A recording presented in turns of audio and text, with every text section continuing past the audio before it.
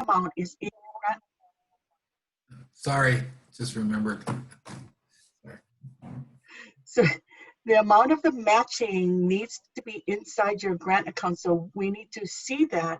And once we can see it's in your grant account, then we can go ahead and deposit the money into your account. And then we ask you, when you get confirmation that the money is in your account, that you let your club know that you're getting that much money and it's for these these projects, and that money came from your members' pockets 3 years ago. So make a big thing of it. If you can get a big check and get that, show that would be awesome. But make it a really big celebration that you guys are getting this money back for your projects.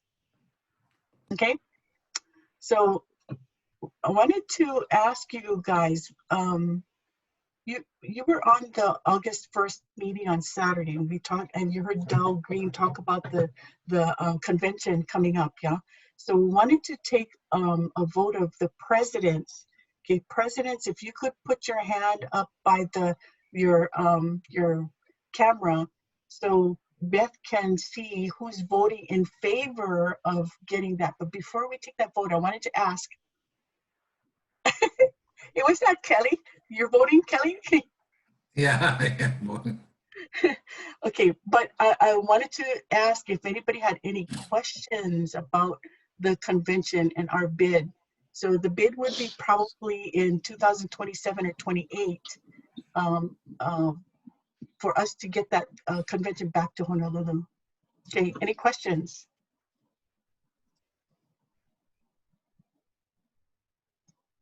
No? No questions? Have John Steelquist and Del Green committed to being on the HOC again? Okay, so to start it off on the bid, John and Del are working on it, but probably in 2027, we'll probably get new people on that HOC and on that committee to help organize that. So volunteers, anybody who wants to work on that committee, we probably will need to start getting it up. If we get it for 27, probably in 24, 25, that's when we'll put the committee together. So no questions? No questions? Well, okay, so for folks who weren't there Saturday, they did say that the duties would be lightened on the HOC. So, you know, there's more incentive for us to do this, to bring it back after the yeoman's work that was already done. So, you know, I don't mean to sway votes, but you know, it sounds like RI was going to be, per Del, shouldering more work and making it less onerous for the host. Thanks, Kelly. That is exactly correct. So after 2023, the duties of the HOC, the host group, is really diminished. So they don't have to worry. The districts involved don't need to worry about raising the money, because actually to put on the convention, the districts need to raise like $1 million. So we got off good because we didn't have to raise $1 million, because we decided not to handle the HOC, the House of Friendship. You need to do the House of Friendship to get all of the booths and all of the tables and all of that. It costs a lot of money, and because we're only one district, we asked them to please take over that. We didn't have to do that. So for after 2023, the host district really is like a greeter, and they just need to do one host hospitality or one cultural thing. We don't have to do all of those concerts and all of those activities. We're not responsible unless we want to do that. We're not responsible for the entertainers. We can help them with entertainer names, but we're not responsible for it. So a lot less that we're responsible for. And you know, it's a big risk for the district to do that, because if we don't budget right, we could actually lose money, and we're not, our district is not in a position to lose money. So it's going to be a lot easier for us. So Naomi, I had a question relative, yes, Bernard. Relative to the convention, the arrangements that we had with the Hilton. I mean, I know it was fortunate with the COVID situation, but would we be in good standing to utilize them again and kind of make it turnkey relative to like the setup that we had with them. Oh yeah, but all of the arrangements with the city, the state, the hotels, the transportation, that's all done by Rotary International, not us. And Oh, that's because all of the hospitality people understand what happened, they want Rotary to come back. The government, Dell and John met with the governor on Zoom, and they want this to happen, because if we had that convention here in Honolulu, they estimated $73 million in economic benefit for our state. And so they really want that convention to come back. So, Naomi, can I yes. ask a question? Yes. Ted, I'm just curious, as a result of the cancellation of the international convention because of the COVID-19 situation, did the district lose any money? And if No. so, how much? We did Force not. majeure. That's true. That's true, because of its hand of nature, right? Rotary International is making us whole. They are giving That's us great. back all the money for the sponsorships, the donations, all of the expenses. They are covering it. Even the allocation that we gave them from the subsidy from the district, we thought, that was a donation to the HOC. We're getting that back too. And that's why we did have some money to give you guys all back for your projects.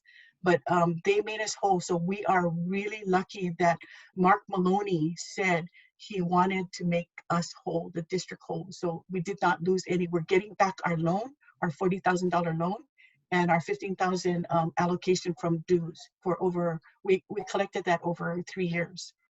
So thanks, Right. Ted, for getting it back. Good. That's very good to know.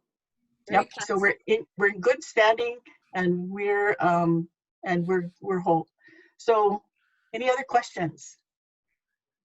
No? Okay, so Just a quick comment, if I could, having been on the Hawk. Rotary International really did step up, and I think has done all that they could do to make us whole. Going forward, we have the opportunity to do this on a non-competitive basis. The scope of the tasks before us is less than it was as we planned for this convention. It's a huge win for the state. And having just been through this as a Hawk, we have a lot of folks who have done the planning once already. So there's every reason for us to feel good about moving forward with this, in my opinion. Thanks. okay, everybody, we're good? Okay, so presidents, if you could put your hand up and let me know if you are in favor of it to get the convention over here. Okay. Can I vote for my president? He's still in his meeting right now. Okay. Okay. See Beth over there, she's taking a picture. Oh, thanks, Maurice. He's got a thumbs up. So Yep. anybody who doesn't have a picture, if you could put a thumbs up, that'll be good too. Yeah, down in reactions, if you click that, you can get a thumbs up or a clap. Adela, Jeff Payne. Oh, okay. Got hands. Okay, so Beth, did we get everybody?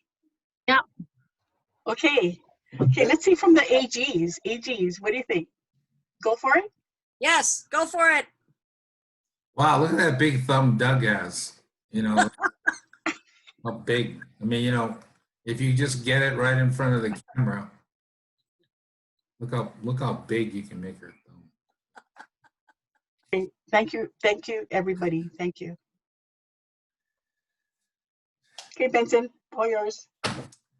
Yay! Okay, so when we were at zone meeting last September, we began, well, actually years before this, we had a leadership academy within our district. In the last couple of years, we haven't had our own leadership academy, and what has happened is that people that were interested in taking that training would have to sign up for some other district's leadership academy. Like I took District 5170, I think it's Oregon. I took their Leadership Academy course, which is about, which was 7 or 8 months, to just get some higher level of training in Rotary. So one of the aspirations that Naomi had was to get the Leadership Academy going again.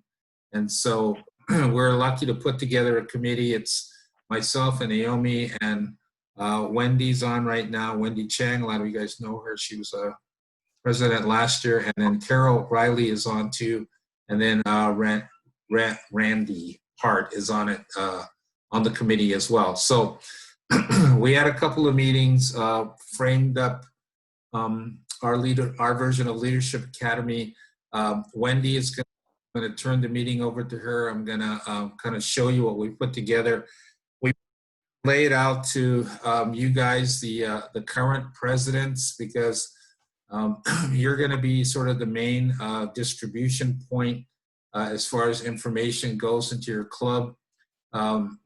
This is sort of the second level of leadership. So what we designed is basically a 100 level, which is where you guys are all at now. If you're a current president, you're sort of at this 100 level of leadership training. The next level up for past presidents is Leadership Academy, which is like a 200 level. And then there'll be another level up, which will be a 300 level for those people that are aspiring to be district governors. And there are people that want to do that. And so we want to provide some training. So our goal is down the line, 4 or 5 years down the line, that anybody who aspires to be a district governor can have a pathway to achieve that, and then also be able to take a required set of courses to be able to apply to become a district governor. So I'm going to turn it over to Wendy. I'm going to do the share screen, and this is something that Wendy's kind of put together. And if you have any questions, Wendy's here. Carol's on the call, who's also on the committee, and Naomi is there as well. So let me flip this around and see if everybody can see this. Okay, Wendy. Great. Hi, everyone. My name is Wendy Chang, and like Benson said, I was a president. I guess now this is two Rotary years ago of the Rotary Club of East Honolulu.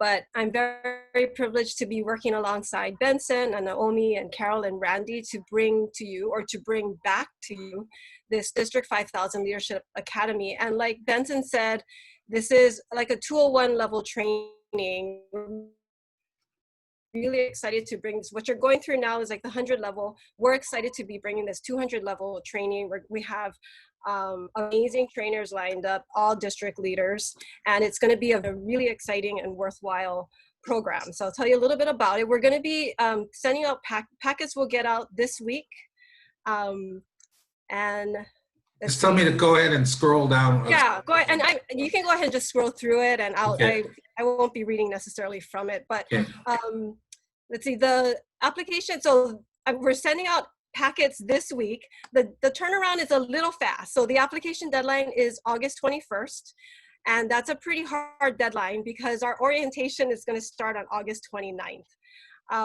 and sessions will start in September and they go all the way through to April, but we do take December as a break.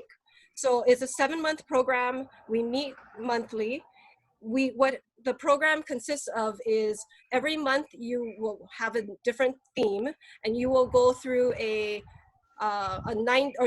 students will go through a 90-minute virtual session with a district leader or a group of district leaders. And then you go on your merry way. You have assignments throughout the month that you need to finish before the next virtual session. And then you also have a 30-minute very special one-on-one mentoring session with a past district governor. So you get this 30 minutes all to yourself, this past district governor, to ask questions, and to, you know, that past district governor will kind of mentor you on your way. We're going to rotate them, so you will have the chance to be mentored by a variety of different past district governors, which is very cool. I should go back. I'm not sure if I said this. So the requirement is, as you see on the screen, is that you are a past club president. So you will need to have been a club president already, and then that's really the only requirement. We are also asking, we're putting a lot of resources into this, and we have a very limited amount of spaces. So we're asking that if you do get accepted, or if you do apply, I would say, make sure that you are able to stay with the program until April, right? It's quite a commitment. It's from August through April. So make sure that you are able to stick with the program all the way through the completion. So there is a small fee. It's a fee, we're calling it a club fee. So we're asking the club to sponsor a student or a couple of students. It doesn't have to be just one per club. And it is a $200 fee. But if the student successfully completes the entire program, at the end of the program in April or May, the club will get the entire $200 refunded. So it's really probably not going to be anything that's coming out of your club's budget. Let's see, so August 21st is the deadline. Like I said, you need to be a club president. We're estimating it's going to take about 5 to 7 hours a month of your time. Some people will be a little less, and some people will be a little more. And the packets will be what you're seeing on the screen. That's what will be in your packet. So you'll have all of the dates and the times of all of the sessions, and these are virtual sessions via Zoom. And then you will also have at the end of that packet an application form that you can send in to us. I think that's I'm gonna open it up to if Benson or Naomi or Carol would like to input something that I forgot. Or if anyone has any questions about it. We're really excited. Oh yeah, and we will be, as a graduation of our first class back, we'll be honoring and celebrating all of our graduates at the district conference in May with a special certificate and a special pin. So we're really looking forward to this being just the start of a really successful and really exciting leadership program. And like Benson said, we don't have the 301 yet, but we're hoping that this group will go on to the next level, the 301. And we're looking for leaders, club leaders who are looking to grow in their district leadership. So become a district leader or even become a district governor.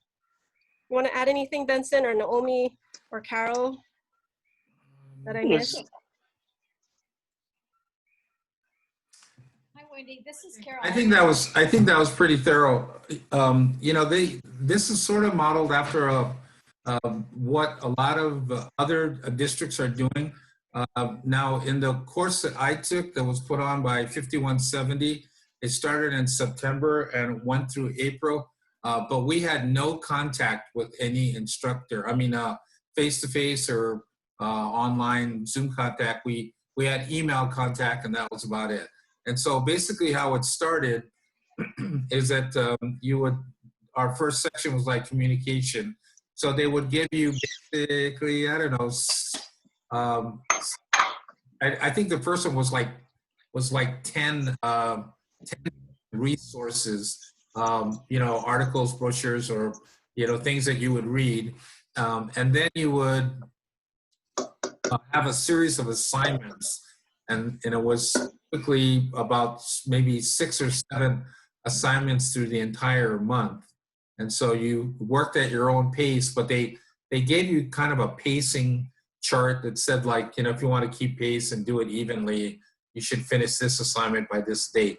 And every month you did sort of the same format, which was you went through these assignments, you surveyed your club, you came up with an action plan, and then the next month it would be basically the same process, but with a different subject matter, like you might be doing public image or something like that. And so this is basically how a lot of districts are doing their leadership academies.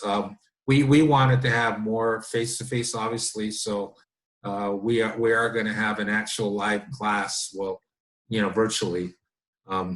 So you'll be able to get that, and then a mentor that you could actually talk to, because during that entire time that I was on it, I never talked to a single person, except I did email back and forth. There was a kind of a proctor or a mentor for every particular section, so it changed every month. But then our class started out about 30, but by the time we're at the end, it was maybe 17 or 18, and we would post stuff up on a group chat so that we were kind of in communication with each other. But that was about it. So we're excited about putting this together because obviously it has more variety. We think it has more depth. It covers probably a lot more stuff than just the normal stuff you get on the Rotary website. So. And I'm not sure if I had mentioned, Benson, but so we are, for this first year, we're only taking 12 students. So it's not, we have a very limited, it's going to be a pretty exclusive selective process. So if you know someone in your club that would be great for this, we encourage you to ask them to apply. And I guess if some of the presidents on this call or the AGs on this call to apply, if you've been a club president already, which I know some of you have, Carl. Yeah. Carol, is there anything you would like to add about the? Yes. Wendy, what I was going to say is I think you did a great overview of the program, and I think you hit all the important pieces. So nice job. Well, and kudos to District 5000 for moving from correspondence school to actual instruction. That's fantastic. So a great development. Naomi, you want to add anything to that? I was just going to say that you and Wendy and Carol did a great job, and I was going to say Carol wanted to say something, but she already did, so we're good. Thank you. Good job. Okay. All right.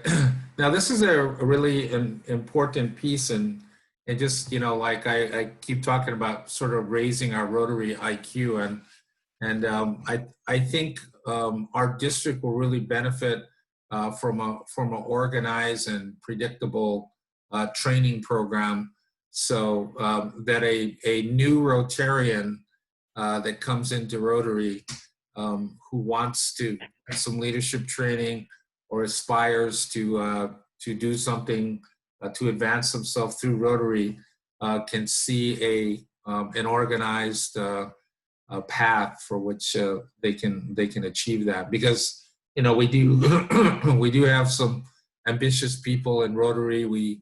We're starting to get more younger people coming in who would like to be involved in leadership, but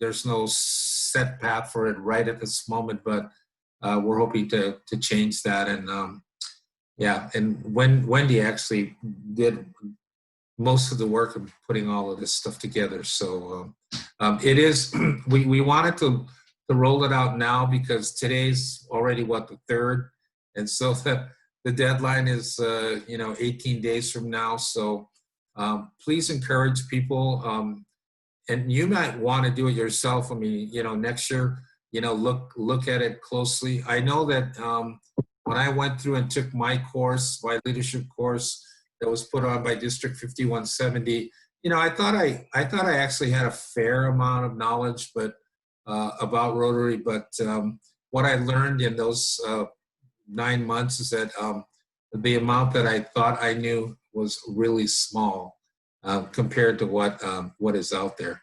And I think I already knew that I didn't really know that much, but when I was done, I really knew that I didn't know much. So, okay, any wind up on this? So Wendy, how are the 12 people going to be chosen? I mean, so say there's 25 people want to be in it. So how do we get to 12? We do expect that we're going to have more than 12 applicants. So we have an application form and there's a couple of essay questions on there. We're going to be looking for somebody who has proven leadership in the past, and then someone who has leadership potential, and someone who is, you know, and somebody who is looking for district leadership in the future. So it's about what they've done, but it's also about the potential that they have. We're going to have a committee that Naomi will put together of past district governors, and they will go through the applications. But we're going to turn it around very quickly because the deadline is the 21st, and I think our orientation is the 29th.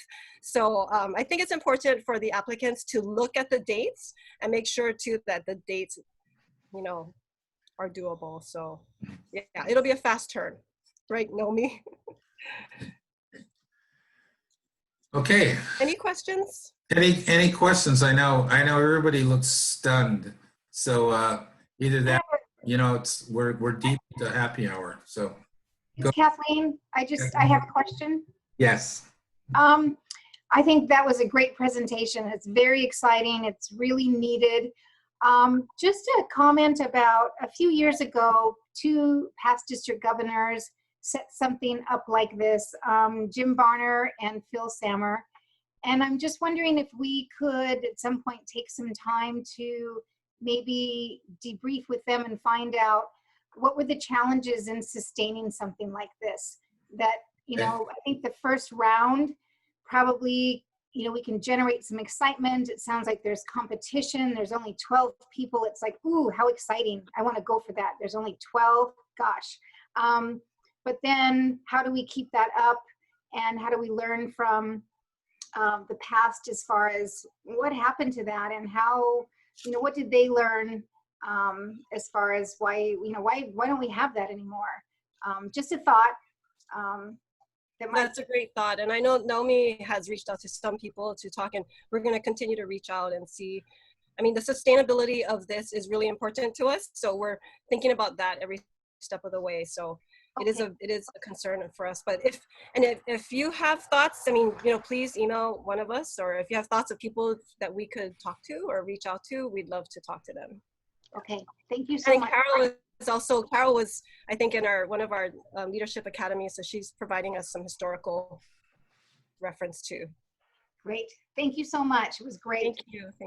Thanks. Mariko, you have your hand up. Yeah, Justin, could you repeat where we can find this document so that the presidents can forward it to the members? It will be sent out. It will be sent out. Naomi and Benson, you can probably tell me. I think through email this week, but you will get it. You will get it this week. And the documents will also live on the District 5000 website, I believe. So we'll send it out via email. Yeah. Right? Okay. Yeah. Email. We'll get it out to you this week. I promise. Yeah. And we will have a Leadership Academy site page on the district website, so you can check those out too. Yeah.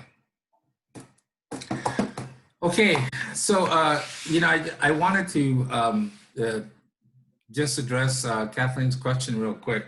You know, like a lot of things and a lot of organizations that we've been a part of, sometimes a good idea comes and it goes for a while, and for whatever reason it doesn't keep going, right? So there's only 2 reasons why that happens, right? The first reason is that you lose the driver or the drivers that drive that program, whatever it is. So if somebody has a passion about, you know, doing RILA, like in our area, and they drive it, it'll keep going as long as they drive it. And then the second reason is that we don't train another driver.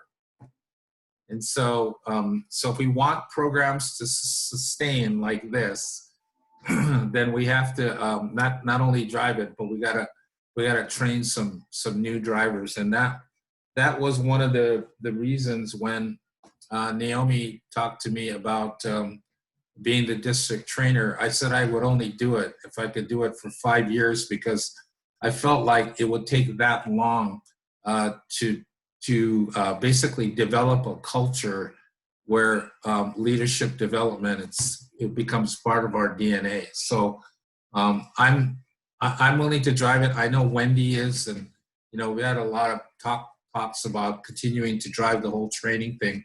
But we're hoping that some of you guys that are on this page will end up being leadership drivers that will want to drive training in our district, and also to develop a leadership line in your own club. Okay, so much for that. If you have questions, thank you, Wendy. You're welcome to hang out with us if you want, but if you gotta eat your dinner or whatever, thanks for joining us today. And you're gonna get to see, Wendy's face on a lot of these things as we go through it, because she's actually the dean of the Leadership Academy. So, if you have an issue, you can take it up with Wendy. Want to dispute your grade or something. It's a fancy title, yeah. He just wants me to take all the complaints. But thank you for the time, Yeah. guys.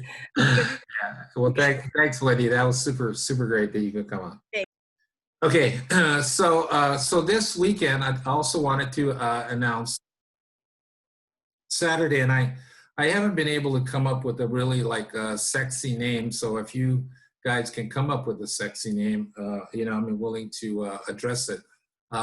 So my idea was to have a sort of a district-wide kind of coffee hour, welcome to Rotary Basics, where you could basically send new members or people that are relatively new, and we could talk about some of the basic things about Rotary, like some of the history, what Rotary does, sort of a general orientation about what Rotary is.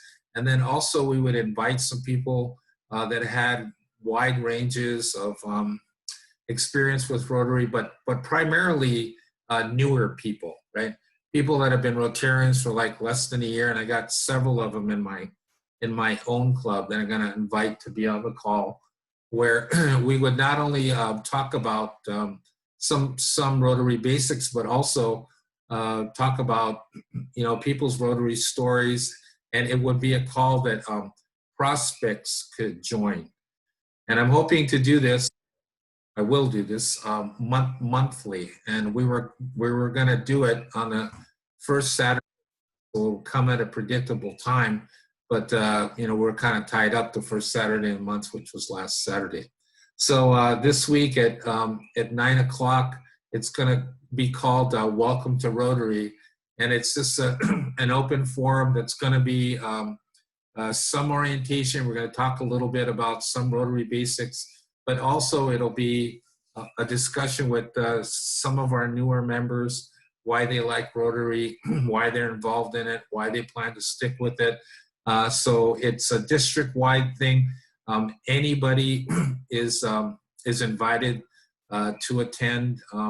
We do want to engage with people that are there as our guests and find out a little bit about them, who sent them there, and then also following up afterward. And as you guys know, we've had a couple of members actually in our club that came to our club, and they were sort of going around our area and going to all the different clubs and sort of picked our club because somebody called them back.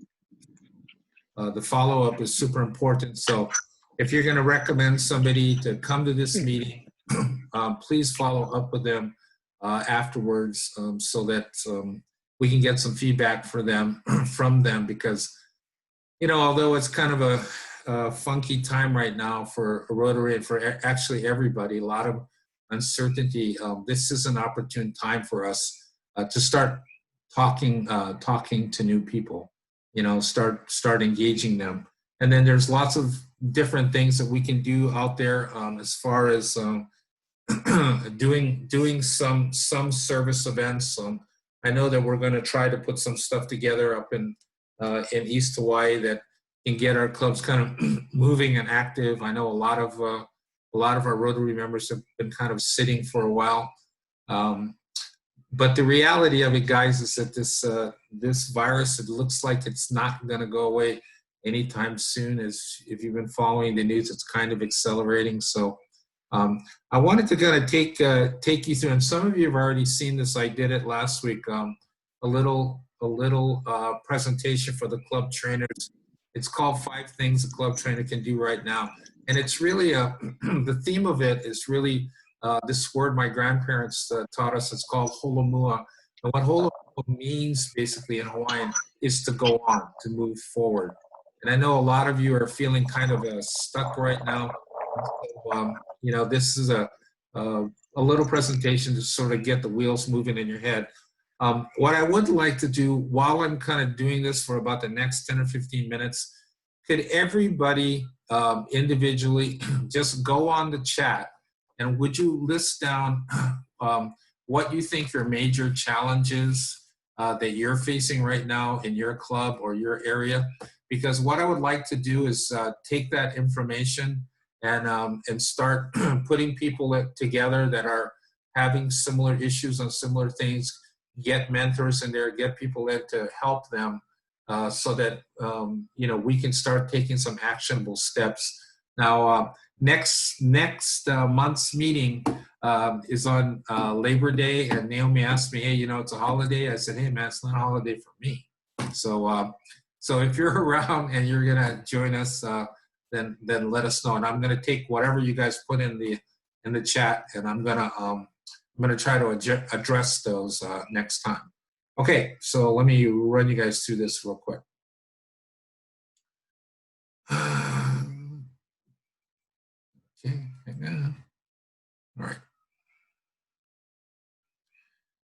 All right, so, you know, of course, a lot of you guys are sort of, your clubs are kind of figuring out how to go forward. Some of you are already doing that. You know, our club president, Maurice, is on the call right now. He basically came out, sent an email to everybody and said, hey, gang, next 4 meetings are all online, and here's the guys that are speaking. And that's the kind of action you sort of have to take at least a month at a time so that everybody knows what direction you're heading in, okay? So I'm going to tell you this kind of a quick story. This is a picture of my grandma and grandpa. They were in East Molokai. As a lot of you know, April 1st, 1946, there was a tsunami, and it completely wiped out my grandparents' house in Molokai. They're actually sitting on top of their house right now. That house was destroyed. It was rebuilt in about 4 or 5 months later by the Red Cross. Okay, so what they did during that time, this is my mom is sitting there in the middle with the hat on, and so she was only 22 at the time, or 23 at the time, and they basically said, hey, we got to hold more, we got to go forward, right? And so what that did is it sort of set a tone for us that our family began to use from that point on, from 1946 on. What it taught us was a way to to handle setbacks, you know, disasters, and like any family, we've had a lot of them. And so, you know, there was kind of a process we went through, and I kind of wanted to walk you guys through that as we go through this tonight. Okay, let's see.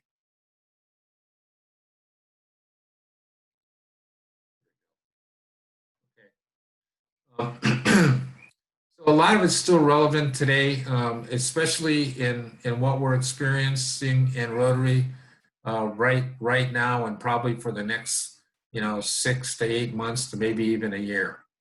Okay, and the first thing was just to really accept the reality, because I think Rotary people are pretty good at just saying, hey, this is what we're facing and this is what we have to do. But you'll find people that face a lot of adversity. They keep talking about, wow, I wish it was back the way it used to be, or I wish this never happened, or, why can't this whole thing change, or maybe we need a new president, whatever. Okay, the reality of it is that today, August 3rd, here we are.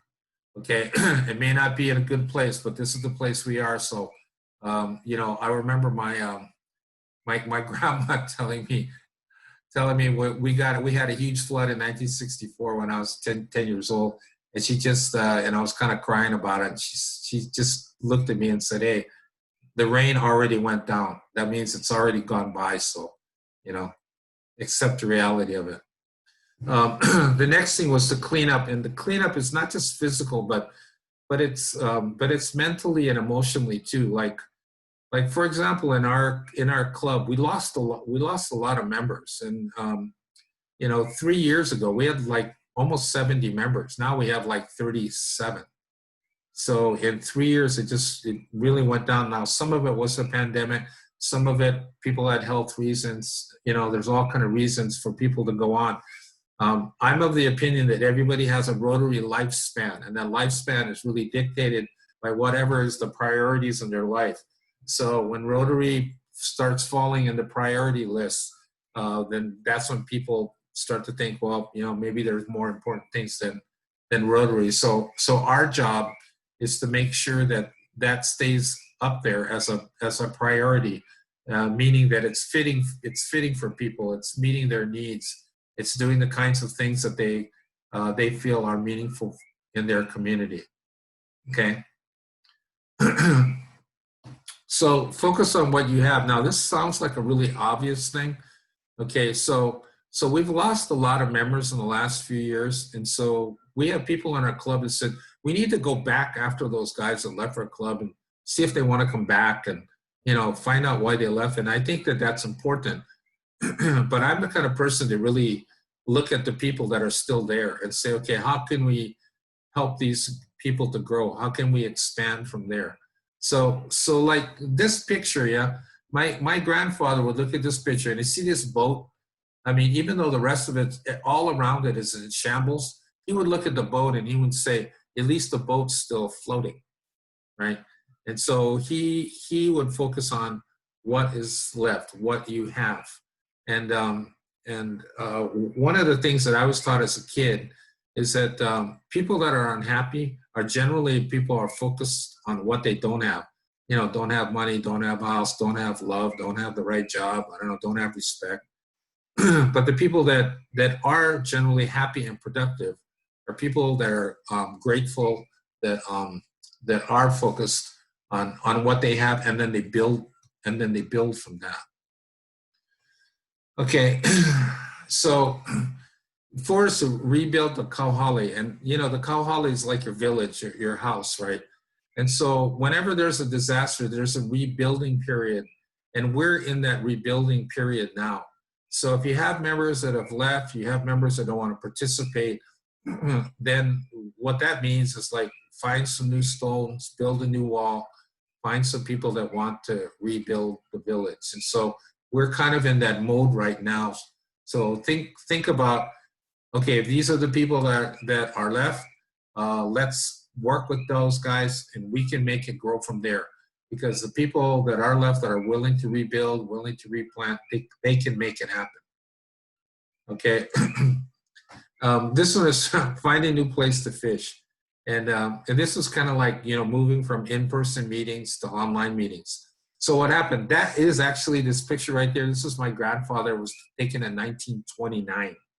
Okay, he was born in 1869, so he would have been super old right now. But anyway, when the tsunami came, right, it wiped out, changed the reef, the shoreline, everything, right? So all of these places that he had memorized to go, where squid holes were or certain kinds of fish, he had to re-find them, find a new place. So that has always been a statement to me about, you know, if it's the same thing as, you know, when one door closes, another door opens. So, you know, our meetings, in-person meetings are closed down now. You know, now we have to find another place to fish. And that way is we have to do it online for now until we can get back to something else that works better than that. So find a place to fish. And then, so how do we use this today, right? Okay, these things that we learned, how do we use it today? That's me and my mask. And by the way, I can get you guys some of those if you want. All right. All right. Rotary's change forever. We already know that. It's never going to be the same. And so we're going to have to change the way we serve as Rotarians, we fundraise as Rotarians, we work together as Rotarians, all that's got to change. Okay. Now, what we did is we went through our club, and of course we had people who leave, who left. But we also had people that were in our club that we hadn't heard from in a long time, that didn't pay their dues, that were just kind of sitting there. And of course, we counted them because we didn't want our attendance to go down or our numbers to go down.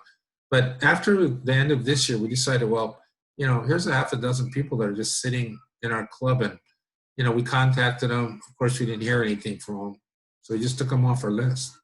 And so, now that's different than somebody, that's there, they don't show up, but they still pay their dues. And for some Rotarians, that's their level of participation. As long as I pay my dues, I'm still in there. And we have several people in our club that are like that, and that's okay. Okay.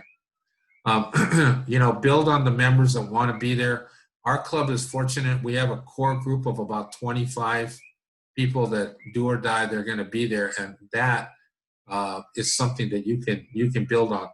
Some of these super smaller clubs like, Pahoa, I mean, they got 5 people that are dedicated and are never going to give up. And they'll always be able to build on those 5, even if it's 7 or 8 or 10. As long as you have a couple of people that are willing to hang in there, you can make it go. Okay, rebuild the village, right? And so this is a great picture of Hawai'i. You can start wherever you are, you can start and you can rebuild from there. And it really comes down to this, right? You have to talk to people. Okay, you can send them emails, text messages, whatever. But at some point, somebody has to get on the phone and actually talk to people, or when we can, or when it's available, talk to them face to face. Okay, gotta embrace the technology. Most of you guys already know that and are already doing that. But more technology is coming. Okay, replant, rebuild. So replant means, you start making contacts, talking to people out there. You can go out there and start a community interact. We've been talking about doing that. But it really comes down to this, right? When you're in your board meeting and you're looking at each other, it really comes down to what are we willing to do, right? Because lots of people will give you like, hey, it's raining outside. But, the people that actually want to do something about it, they'll say, okay, well, let's do X amount, all right? Or let's do this. Okay, so anyway, that was it. And so I'm open to taking any thoughts, any suggestions. I see a lot of you guys have put stuff in here, and that is super important. Hey, Vincent.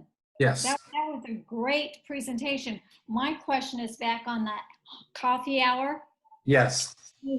Where's that going to be, or do you have a link Yeah, for it? it's online, and it's a link, and Naomi said she's going to send it out to everybody, like probably, since Naomi doesn't sleep much, I'm thinking maybe 2 or 3 o'clock this morning.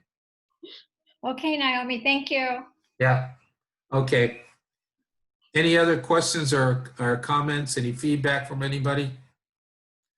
Okay. I would encourage you guys to send people to this 9 o'clock meeting on Saturday, this Zoom meeting. I'm going to be inviting some of our younger members that haven't been around that long, because I think, my first thought was, hey man, I'll get these guys that have been in Rotary for like 100 years and talk to these people that have, just thinking about being a Rotary. But Naomi pointed out the people that new people want to talk to are people that just got in there. They want to see what their kind of experience has been like, what's been happening to them. Are the people nice? Do they like you? So, okay. Any questions? Any thoughts? All right. So, go ahead, Mariko.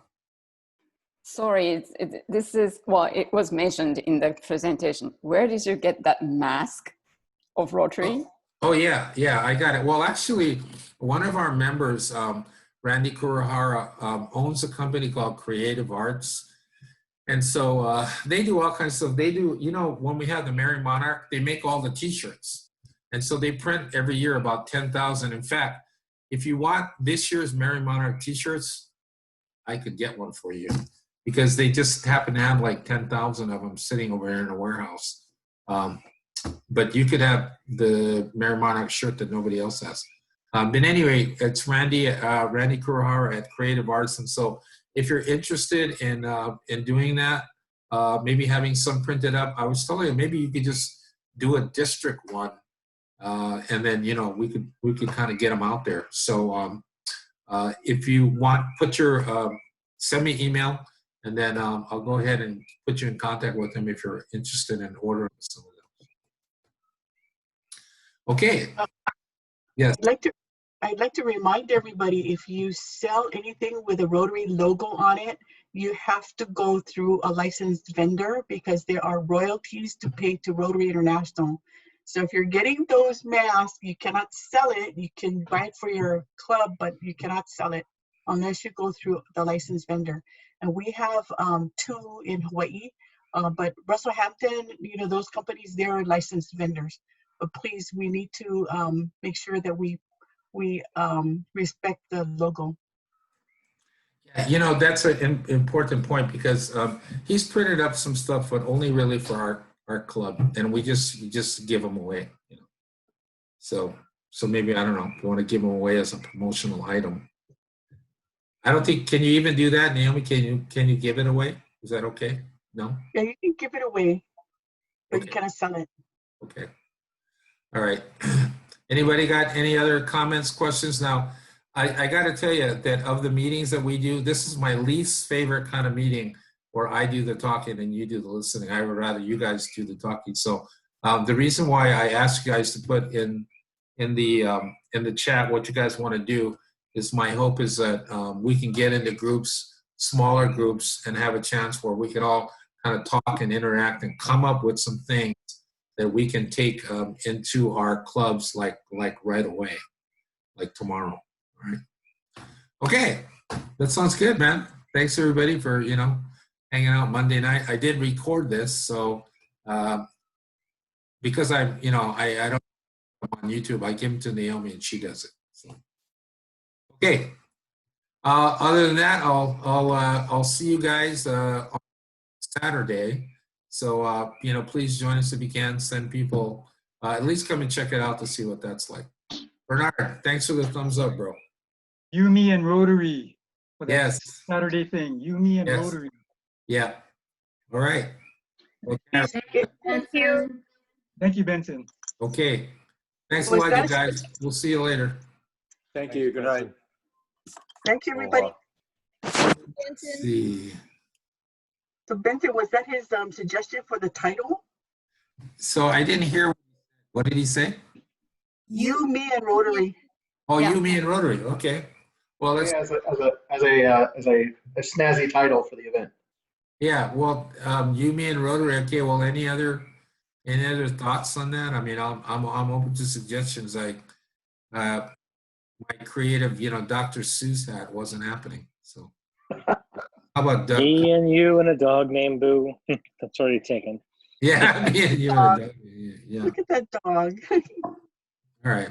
Oh yeah, that's a nice dog. Hey Doug, And, you're outside in the yard under your tent. You are like a detective.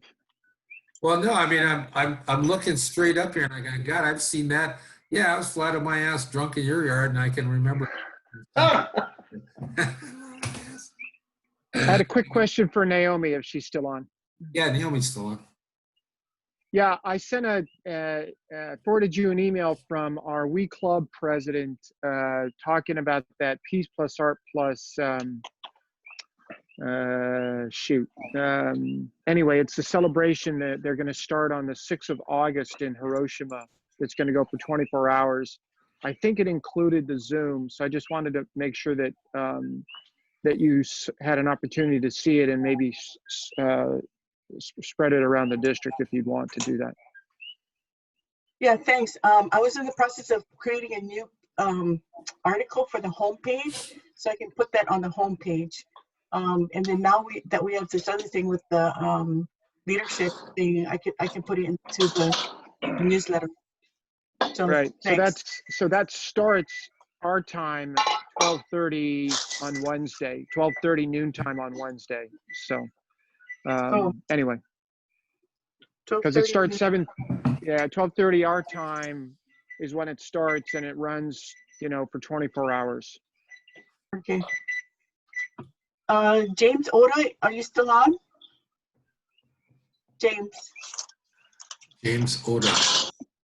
I see a J-O right here. Is this That's his him? picture. That's his picture. Yeah. Hey, so James, were you there for the vote on the convention? Were you on?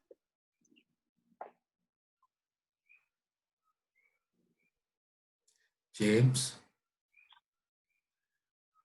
Can you hear me? Yeah. Okay, we'll hear you now. So James, were you on the Zoom when we were voting for the convention? Oh, I got on a little late. Okay, so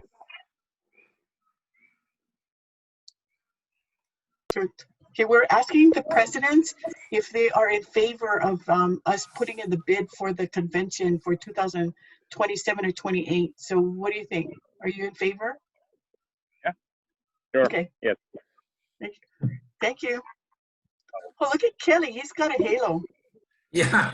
I'm baking bread. I'm baking bread right now. That's. No, but you got a halo right on. You got a halo right on your head. It's cool. Yeah, super. Well, the only time people have said I have an angelic glow, most of the time I rub people a little wrong. So. Kelly, not you. Yeah. All right. Thanks, Okay. everybody. Look. Thank you. I got my PTO approved to come to Hilo for the district conference today, so ready to go. All right. All right. Yep. Thank you. So, so Naomi, we should talk about Hilo. Like, what's your schedule like tomorrow? Time to talk tomorrow. Yeah. Wait. Tomorrow. Oh, tomorrow morning I'm good. I don't have anything in the morning. What time? Anytime up till, my 12 o'clock got canceled. So up till 1 o'clock. Oh no, yeah. Well, just tell me, because now that I'm unemployed, I'm more flexible. So yeah, no problem. Okay, I'm going to stop the recording now. So wait. Oh yeah. You stopped it. Oh wait, I can stop.